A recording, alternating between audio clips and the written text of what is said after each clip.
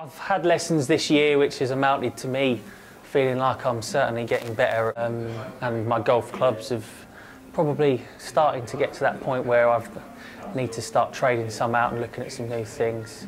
I'm really in love with a 5-wood, and I think that has to be the base of the set. Moving from there, the irons 2 or 3 years old now. Need to start looking at perhaps getting something a bit more modern, a bit better.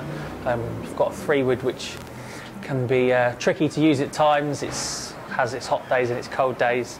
A new putter in the bag from January means that I'm playing really well on the greens. Consistency was one of the main things that he was looking to improve on, and also an understanding about his equipment.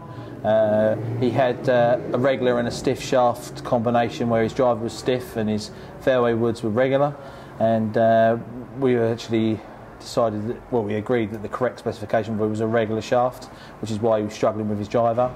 So when he comes to replace his driver with fairway woods, he's going to go into a regular flex, nothing too stiff for him. The first thing that I identified was at fit with a 7-iron. He had his ball position far too far forward in his stance, and he was manipulating the face angle, so he's actually pointing to the right of the target line. So we saw a lot of ball fly out to the right.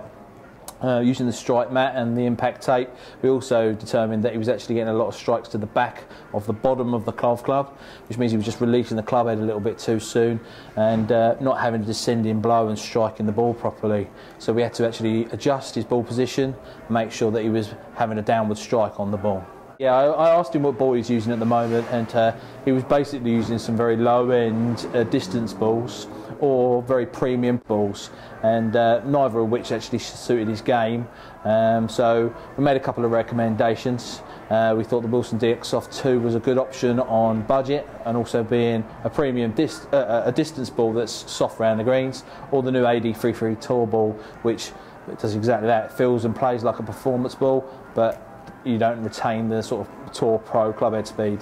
The expectations were to be really pulled apart, which I'm glad I wasn't pulled apart as badly or at all, really.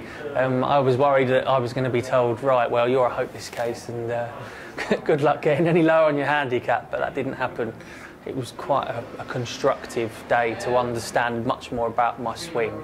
And even though I've had lessons earlier on in the year, I think some bad habits have sort of ingrained themselves in since having those lessons, and today was really good to get those bad habits ironed out and learn a little bit more about improving the strike of the ball.